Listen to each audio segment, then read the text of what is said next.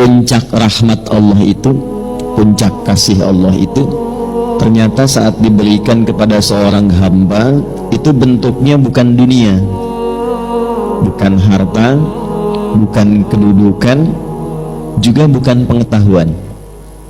Puncak rahmat Allah ketika diberikan pada seorang hamba itu adalah ampunan dari dosa-dosa. Karena itulah ketika seorang hamba merasa berlumur dosa sehingga menyimpulkan rasanya itu agak jauh dari surga, rasanya malu untuk minta ampun sama Allah karena merasa banyak dosa begitu terkumpul.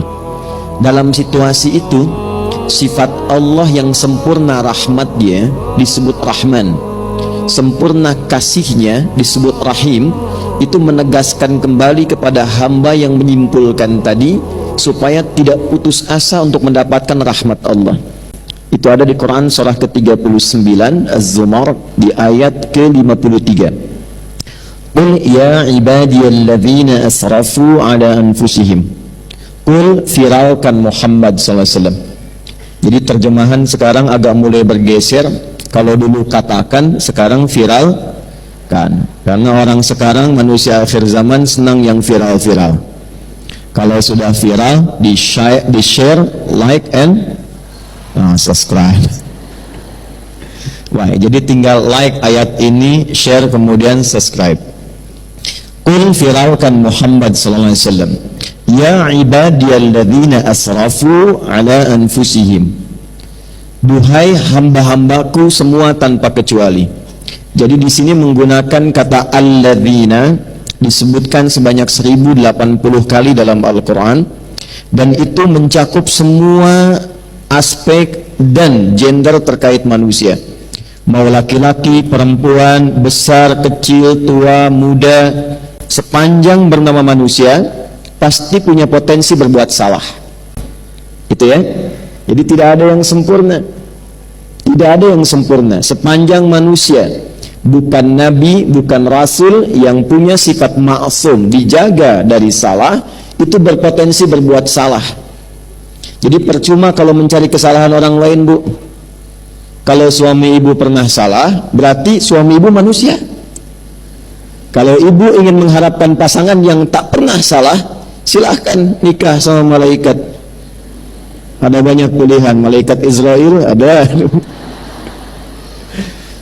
Kan di antara makhluk Allah yang tidak pernah salah cuma malaikat kan?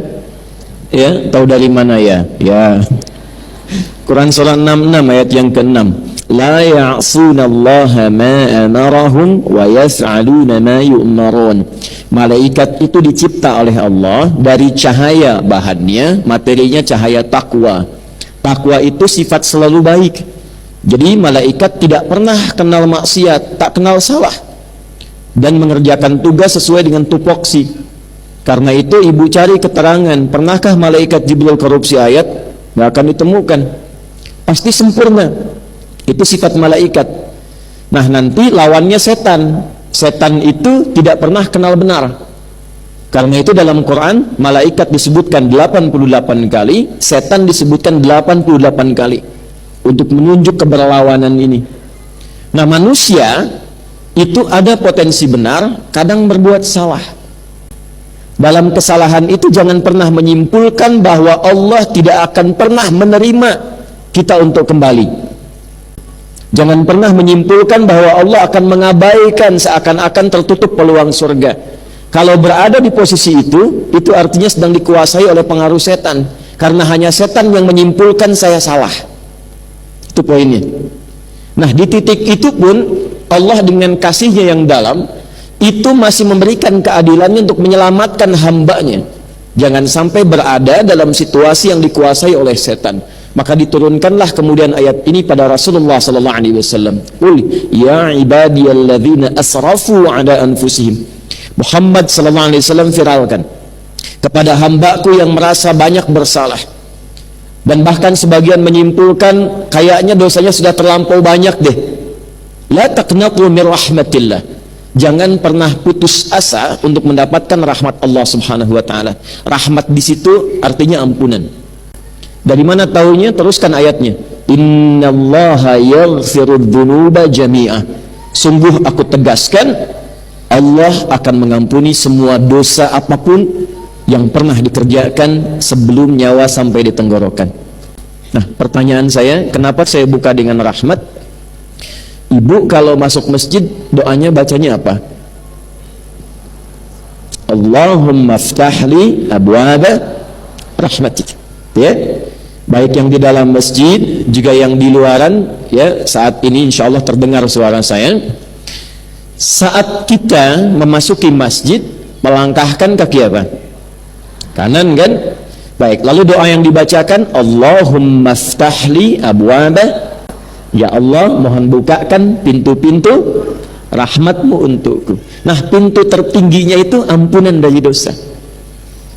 Karena itu ketika Allah mencintai seorang hamba, yang pertama diberikan itu menggugurkan dosanya, menghilangkan kebiasaan buruknya. Itu ada di Quran surah kedua Al-Baqarah di ayat 222 di ujungnya. Innallaha yuhibbut tawwabin. Sungguh Allah sangat mencintai orang yang senantiasa mengoreksi diri untuk terus menjadi orang baik. Bentuknya tawab. Tawab itu sudah tahu salah, kadang dikerjakan lagi. Sudah tahu salah, kadang dikerjakan lagi. Gibah itu salah tidak, Bu? Salah. Tapi masih kadang didiskusikan kan? Oh ya, kan? Saya enggak, Ustaz, bagus, enggak kayak ibu itu tuh. Nah, kan? Nyambung ya?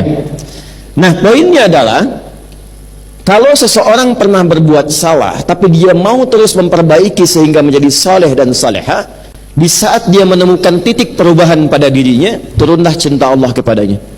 Kalau cinta Allah sudah turun, maka terjaga dia dari ujung kepala sampai ujung kakinya untuk selalu bersikap dalam kebaikan.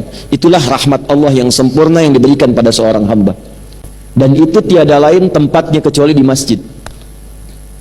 Di mana? Di masjid. Nah, di dalam masjid itulah kita membuka, kemudian melangkahkan kaki kanan, mengucapkan Allahumma ftahli abwaba rahmatik. Ini penting saya sampaikan supaya masuk keluar masjid itu ada perbedaan.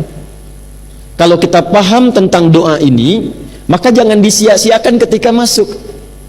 Ustaz belum datang, acara belum dimulai, Anda sudah ada di dalam, sholat 2 rakaat, duduk, koreksi diri, muhasabah. Jadi begitu kemudian keluar terjadi perubahan. Itulah berkahnya masjid. Makanya ibu kalau nggak percaya, masuk masjid itu tenang, tenang sekali. Coba tadi saat masuk kan, rasanya beda kan dengan masuk rumah sendiri. Tenang, duduk nyender ke tiang dekat AC, tidur aja. Itu poinnya. Yang ingin saya katakan, pertemuan ini dan kapanpun ibu memiliki kegiatan di masjid, di pengajian apapun, itu ciri keberhasilannya ketika kembali dari masjid, keluar dari masjid, keluar dari tempat mengaji, terjadi perubahan pada diri kita masing-masing, menjadi lebih baik lagi. Ya, saya selalu pesankan kalau Anda belajar dengan saya, tidak merubah Anda menjadi lebih baik, tinggalkan saya, cepat cari guru lain. Karena itu poin pentingnya.